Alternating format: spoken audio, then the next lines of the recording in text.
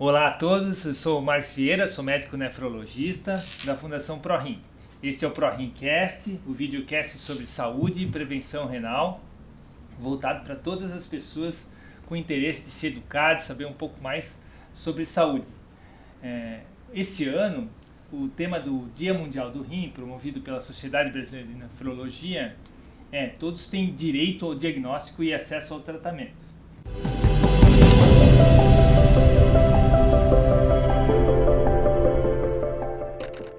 A ideia é que nós tenhamos um momento aqui de informar e prevenir sobre doenças renais para todos, para a população em geral, especialmente para aqueles que têm mais risco, diabéticos, hipertensos, obesos, pessoas que precisam saber um pouco mais sobre isso. E nada melhor do que ter uma pessoa extremamente especialista, com conhecimento pleno sobre o assunto. Hoje nós teremos aqui a deputada Carmen Zanotto. Ela é enfermeira, formada em enfermagem e obstetrícia, especialista em administração hospitalar, saúde pública e recursos humanos, com formação em políticas para a primeira infância na Harvard Business School, nos Estados Unidos, e foi eleita deputada federal por mais de uma vez, 2 vezes, deputada, e ocupa atualmente o cargo máximo da saúde no nosso estado de Santa Catarina, que é a Secretaria do Estado da Saúde. Além de ser vice-presidente do CONAS da região sul. Então, prazer estar com a senhora aqui, deputada, que tanto faz pela saúde da nossa população e que pode trazer aqui o seu conhecimento para falar um pouquinho das políticas do estado de Santa Catarina, em especial, obviamente, da parte renal. Nós aqui agradecemos essa importante oportunidade, em especial, né, quando se trata do tema paciente renal crônico. E nós temos uma grande tarefa antes do paciente chegar, né, numa terapia renal. E que tarefa é essa? É o fortalecimento das ações de prevenção em saúde, as ações das nossas unidades básicas de saúde. E levar, né, exatamente assim como a ProRim está fazendo, levar informação para as pessoas compreenderem que elas precisam tomar todo cuidado quando elas têm uma pressão alta, quando são diabéticas, quando são obesas, a importância de evitar o máximo possível a automedicação, porque são hábitos ruins que a gente acaba tendo durante a nossa vida, que num determinado momento o organismo pode responder e a gente precisar, inclusive, ir para uma máquina de hemodiálise durante 3 vezes por semana. Então, as ações de prevenção que vão desde a atividade física, a boa alimentação, ao autocuidado, eles são fundamentais para que a gente, em especial, né, se a gente tem histórico familiar de hipertensão, de diabetes, então cuidar muito para que isso não acabe se transformando na necessidade de uma terapia renal substitutiva. A ideia, quando isso acontecer, aí o poder público também precisa garantir o acesso. Sim, a ideia é que a gente consiga fazer com que as crianças, os adolescentes, que o público em geral, desde o início, ele tenha lá o seu médico na unidade de saúde e a partir dali tente criar os seus hábitos em conjunto com aquilo que for orientado para evitar as doenças crônicas, né? Exatamente, esse é o papel, né? Dentro da linha de cuidado da saúde, nós temos a atenção primária, a média e a alta complexidade. Então, se a gente conseguir desenvolver as ações de prevenção nas unidades básicas de saúde, com a equipe multidisciplinar, com as orientações, com o monitoramento dos pacientes para que os casos não se agravem, com certeza absoluta a gente vai ter menos pacientes precisando de procedimentos de média e alta complexidade. Então, são ações que vão desde a educação em saúde, até mudança de hábitos, para que a gente possa, então, evitar os casos mais complexos e até mesmo ter que ir para uma máquina de hemodiálise. Quando a gente tem daí o diagnóstico da doença renal crônica, os primeiros estágios, os 3 primeiros estágios, a gente ainda mantém o cuidado pelo médico no clínico, né? Mas aí chega um momento que ele entra na linha de cuidado do paciente de saúde renal, né? Que existe uma política para isso, né? Então, como é que é montado isso para que as pessoas saibam, quem não está na área renal, que existe a rede das clínicas que também apoia isso, né? Exatamente. O Ministério da Saúde, o Programa Nacional que nós temos em saúde, que é o nosso SUS, que é público e universal, gratuito, ele tem algumas diferenças na sua organização de um estado para o outro, mas ele tem toda a linha de cuidado, pelo menos a gente deve perseguir a linha de cuidado como um todo do paciente renal crônico, né? E quando ele precisa de um serviço, nós temos em Santa Catarina, todos os serviços praticamente são habilitados junto ao Sistema Único de Saúde. Nós temos uma excelente rede e, claro, que é um serviço que não dá para a gente ter em cada um dos municípios, mas sempre nos municípios polos ou sedes de uma região de saúde é importante. Por quê? Porque o paciente que chegou ao momento de ir para uma máquina de hemodiálise, ele deve ir 3 vezes por semana. Porque se ele não for, ele fica com a sua saúde comprometida e pode, inclusive, ir a óbito, né, a partir do momento que ele precisa desse procedimento. Então, muitos precisam, doutor Marcos, se deslocar conforme a situação e o domicílio deles, ou eles mudam e moram mais próximos, ou mesmo na cidade que tem o serviço, ou o serviço tem que estar mais próximo a eles. Por quê? Alguns acordam 4, 5 horas da manhã, a gente tem essa realidade no país, em especial na região norte e nordeste, que a dificuldade de acesso é muito maior do que a nossa. Eu digo isso como deputada, que presidi, né, a Frente Parlamentar da Saúde, eu sou da Comissão de Saúde da Câmara Federal e a gente trabalha muito esse tema também em Brasília. Então, tem pessoas que têm que sair 2, 3 horas da manhã para chegar às 7 no serviço e voltar só à noite quando o carro da saúde retorna para a sua cidade. Então, termos os serviços bem organizados regionalmente e com capacidade de vagas para acolher a todos, né? Porque a gente tem que garantir o acesso, e quando a gente não consegue garantir o acesso de forma ambulatorial, a gente precisa ficar com ele internado até permitir que ele possa, então, ter uma vaga de forma ambulatorial e ficar indo, né, e retornando durante as 3 vezes por semana, e a média, né? Aí o senhor é especialista nisso, pode contar aqui para todos nós como é que é um processo de hemodiálise, mas é em torno de 4 horas que o paciente precisa ficar no serviço, e isso traz também para o paciente dificuldades de se manter no mercado de trabalho, de ter uma vida que lhe permita viajar, por exemplo, de férias. Para ele ir de férias, ele precisa ter uma vaga assegurada na cidade que ele está indo para fazer as sessões de hemodiálise durante o período de férias. Por isso que tudo aquilo que puder ser feito antes de ir para uma máquina de hemodiálise, a gente precisa fazer, que é fortalecer realmente as ações de prevenção.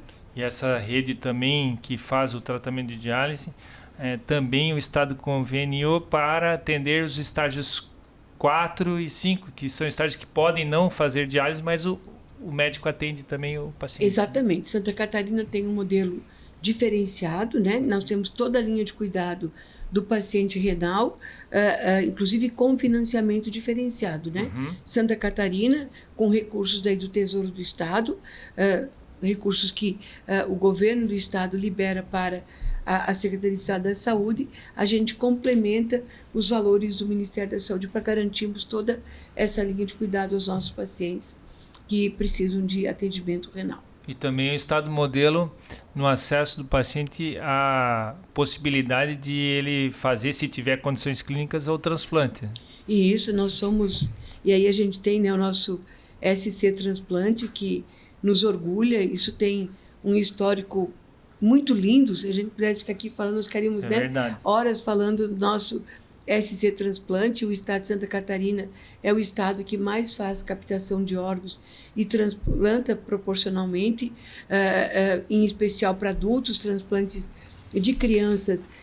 A gente ainda tem a referência fora do estado de Santa Catarina, e só assim para a gente registrar, né? Nos últimos dias, nós tivemos 2 crianças nossas, que daí a responsabilidade é do estado.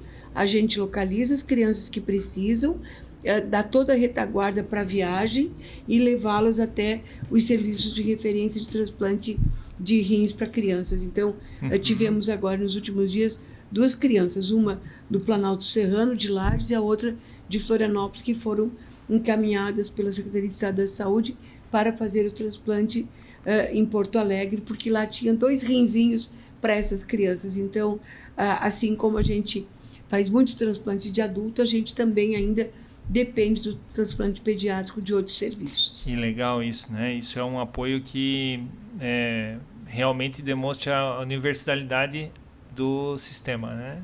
E as equipes têm que ser muito rápidas. E a Sim. alegria, assim, apesar de todo o trabalho que a equipe tem para garantir esse deslocamento, porque quando tem um órgão para ser transplantado, que tem pessoas compatíveis, tem toda uma logística de comunicar a família, de chegar rapidamente, tem algumas horas, conforme a situação, para que ela chegue no serviço e possa ser, então, atendida e receber aquele órgão. Então, mas, apesar de toda a complexidade que é desse processo, o índice de satisfação da equipe é gigante, sabe? Sim. Eles saberem que deram conta e que entregaram aquela criança naquela unidade para ser atendida ou naquele hospital para receber o órgão. Realmente é uma realização, né, quando isso acontece. E como é que a senhora vê os desafios do acesso ao tratamento? Quais são os principais desafios que a senhora enxerga, não só na área renal, mas que no dia a dia está levantado lá pela Secretaria? Nos demais setores de saúde, o grande desafio que nós tivemos junto com os 295 municípios de Santa Catarina, e assim uma determinação, uma proposta como governador, nosso governador Jorginho, quando candidato ainda, é essa situação das filas de cirurgias eletivas que nós recebemos pacientes de 2010 até 2023 aguardando. Só de pacientes internados, nós conseguimos fazer aproximadamente 125 mil cirurgias e 76 mil cirurgias ambulatoriais da oftalmologia. Mas os desafios ainda são grandes, porque nós temos ainda pacientes que nós precisamos operar, que são remanescentes deste período, eles estão nos mapas dos hospitais, mas ainda ou sem condições clínicas, em função do tempo todo que eles aguardaram, ou eles não querem operar agora, mas a gente está monitorando isso com cada unidade hospitalar. E sim, nós pegamos 105 mil pacientes para operar, só internado, e 117 mil pacientes para entrarem nas filas de cirurgias. Então, a gente avançou bastante em 2023.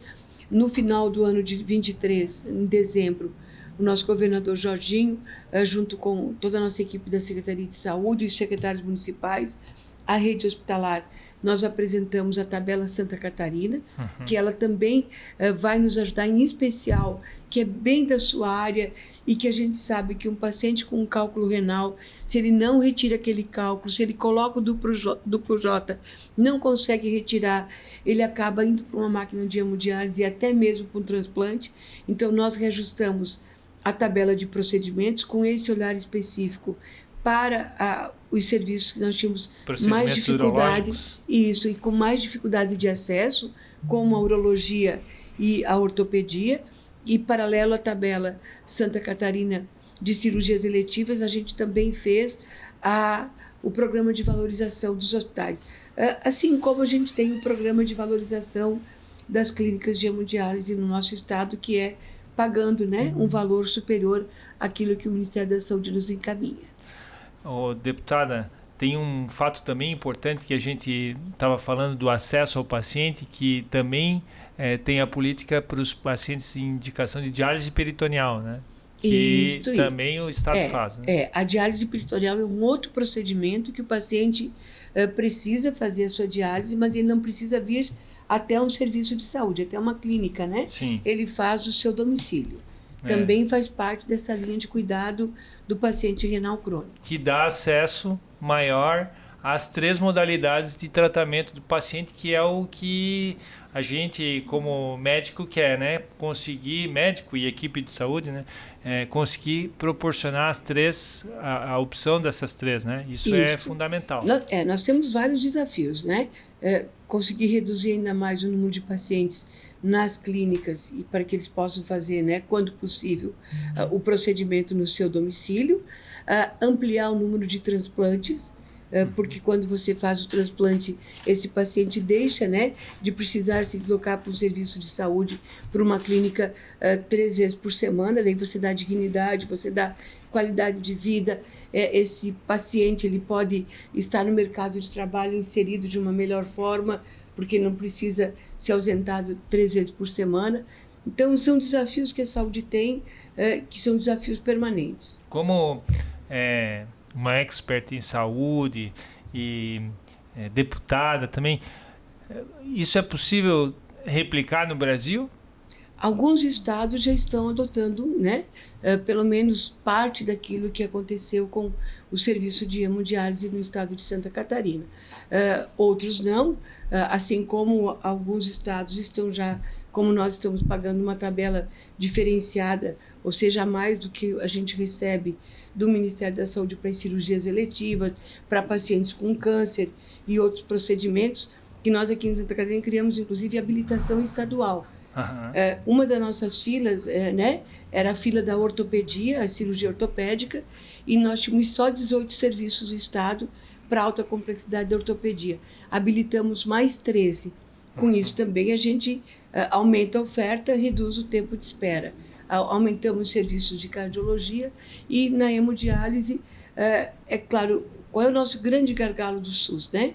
Daí eu vou falar em termos de país, é o subfinanciamento. Sim. Então, aquilo que a gente tem condições de organizar e ampliar a oferta de serviço remunerando melhor, a gente está trabalhando para isso, que daí o paciente sofre menos, né? Deputada, 2 últimas coisas. Primeiro, a dengue também faz doença renal, né? Então, os desafios da dengue agora, né? Como é que está? A situação da dengue, ela está bem atípica no comparativo a anos anteriores, né? Nós começamos a ter casos de registros mais intensos a partir de 2022. A gente até tem discutido, né? 2021 nós vivemos a pandemia do Covid-19, então os dados, a gente não tem o dado real do número de casos de dengue que a gente teve nesse período, mas ela começou a aumentar no nosso estado em 22, em 23, neste ano de 24, em função também das alterações climáticas, o que aconteceu nas semanas epidemiológicas de março, abril e maio se antecipou no país inteiro. Então, nós começamos com os casos de dengue lá do mês de março e abril, eles se iniciaram agora no mês de janeiro e fevereiro, na mesma intensidade de março e abril. Lamentavelmente, nós já tivemos 9 óbitos, temos um ainda em investigação, e o trabalho está sendo intenso junto com os municípios, os 295 municípios de Santa Catarina, junto com as forças de segurança e a defesa civil do Estado, porque as prefeituras e a Secretaria de Estado da Saúde não vão dar conta de entrar nos domicílios, então a gente precisa que cada cidadão faça a sua parte, assim como hábitos saudáveis são importantes, né, para a saúde como um todo. Cuidar de uma tampinha de garrafa PET perdida num pátio, de um vaso de folhagem, de uma caixa d'água que não está bem fechada, de uma piscina que lamentavelmente ficou ali parada e passa a ser um foco do mosquito, porque nós tivemos um verão muito intenso, com muita chuva e muito sol, e é um ambiente propício. O país está vivendo uma situação bem diferente neste ano de 24 comparativo ao ano de 23 com relação à dengue. Por isso, do decreto do governo do estado com relação à situação de emergência, dos municípios estarem decretando situação de emergência, da ampliação do horário de trabalho das equipes de saúde nas unidades básicas, nas UPAs, os centros de triagem e hidratação, são um conjunto de ações que vão desde combater, né, os focos do mosquito até garantir o acesso da população ao diagnóstico rápido. Então, a nossa recomendação, doutor, senhor, né, eu sou enfermeiro, o senhor como médico sabe o quanto isso é importante. Apresentando os sinais e sintomas, né, procurar orientação Sim. de saúde, ir até a unidade de saúde e receber orientação médica e evitar o máximo possível se automedicar, Com né? certeza. E tomar muita água, né? É verdade. Assim como para o Pra funcionamento prevenir dos rins. os rins e curar da dengue, Isso, e a da dengue, desidratação. a melhor coisa que a primeira coisa que a pessoa precisa fazer tendo sinais e sintomas é começar tomando muita água. A gente vem tendo um avanço muito grande nas medicações para prevenção das doenças renais, da evolução das doenças renais. E algumas medicações vêm sendo implantadas, né? E isso também é uma maneira de a gente ajudar o paciente e cuidar deles com o intuito de cada vez mais preservar a função renal e evitar, né, o tratamento da terapia renal substitutiva. Então isso também é uma valorização aí que é realizada. Então, deputado, a gente só tem a agradecer, né, o seu tempo aqui. A gente sabe quanto é corrido, né, para estar aqui conosco, para mandar trazer essas informações, dar essa aula aqui para a gente. E eu gostaria de deixar aberto para a senhora mandar um recado aqui para as pessoas, para quem está nos ouvindo aqui, nos vendo, né, no ProRimCast. Reforçar a importância de todos os cuidados para a gente ter uma qualidade de vida melhor, que vão desde as atividades físicas até uma alimentação mais saudável. Mas nesse momento tão complexo que a gente está vivendo da dengue, é pedir para cada um fazer a sua parte, porque dengue mata e 75% da solução para os casos de dengue está nas nossas mãos. Então, que cada um de nós, que a gente possa olhar para nossas casas, os nossos locais de trabalho, para que as prefeituras possam, então, estar cuidando das praças, dos cemitérios, dos ambientes comuns das nossas cidades. Eu acho que também aquele recado inicial da sua fala, que é as pessoas com doenças crônicas, né, diabéticos, hipertensos, procurarem o seu médico, cuidarem da sua saúde. Aqueles que não têm, cuidar muito, né, fazer atividade física, da sua alimentação, para evitar a doença renal crônica, que é uma doença tão séria e que impacta tanto a sociedade, né, deputado? Exatamente. Eu quero agradecer em nome de toda a equipe da Secretaria de Saúde, em nome do nosso governador Jorginho, que nos cobra muito todas as ações e serviços de saúde, por esse papel, né, que a instituição, que a ProRim tem no estado de Santa Catarina, que não é só atender os pacientes, né? Vocês têm uma estrutura gigantesca de formação dos profissionais da área da saúde. Quanto mais profissionais qualificados a gente tem, também é melhor o resultado dos serviços. Muito obrigado. A gente que tem a agradecer todo o trabalho e empenho de vocês, né, por estarem fazendo a diferença na vida aí dos pacientes renais. Obrigado mesmo, deputado. Obrigado pela oportunidade. A gente fica por aqui. Você que quer ter mais informações a respeito de doenças renais, da Fundação ProRim, acesse o nosso site, é o prorim.org.br, e siga a gente no Instagram, que é o ProRim Oficial. Um abraço a todos e até o próximo ProRimCast.